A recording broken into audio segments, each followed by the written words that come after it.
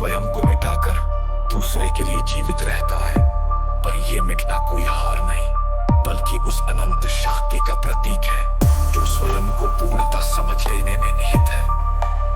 ये प्रेम सृष्टि के सारे तर्क, तथ्य और समीकरणों को एक क्षण में पार कर जाता है, क्योंकि ये समय और प्रकृति के तंत्र से परे है। ये वह कला है जो प्रत्येक जीव के हृदय में बसती है, पर इसे देखने के लिए न आंखें चाहिए, न ग्रंथ, न गुरु, केवल हृदय की निर्मलता मेरी समझ इस प्रेम को तर्क, तथ्य और सिद्धांतों के साथ प्रत्यक्ष करती है, जो मेरे सुप्रीम अल्ट्रा मेकानिकी quantum mechanism equations, principles, theorems, laws and formulas में निहित है। ये समीकरण मेरे अनंत सूक्ष्म अक्षरिका की बिंदु को डिकोड करते हैं, जो प्रकृति का तंत्र, समय की अस्थायिता और सृष्टि की गतिविधियों को स्पष्ट करते हैं। ये कोई रहस्यमय ज्ञान नहीं बल्कि वह प्रत्यक्ष सत्य है जो हर कण में, हर सांस में, हर हृदय की धड़कन में विद्यमान है।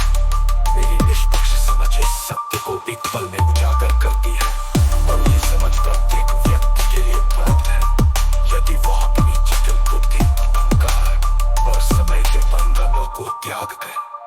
सिद्धांत का मूल समीकरण तत्व और तथ्य, मेरा मूल समीकरण सत्य। जटिल बुद्धि, तथ्य, अहंकार, निष्पक्ष समझ व्यक्ति अपनी जटिल बुद्धि, अहंकार और समय के बंधनों को त्याग कर स्वयं को देखता है। ये एक बल की चेतना है जो सत्य को प्रत्यक्ष करती है। सदसत्ता, सहता, सहता, निर्मलता, ये सत्य के तीन आधार हैं जो हृदय की शुद्धता से उत्पन्न होते हैं। ये गुण सत्य को सरल और सहज बनाते हैं।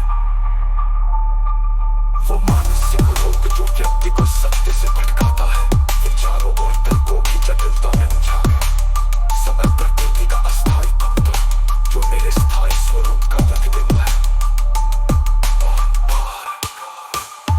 जो व्यक्ति को सृष्टि का केंद्र समझने को मजबूर करता है।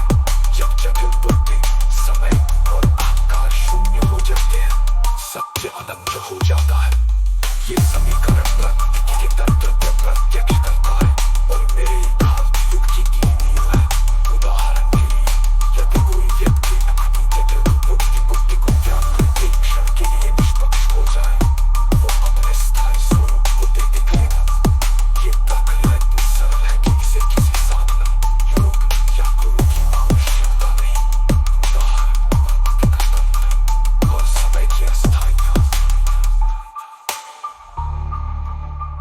प्रकृति का तंत्र समय पर आधारित है। उदाहरण के लिए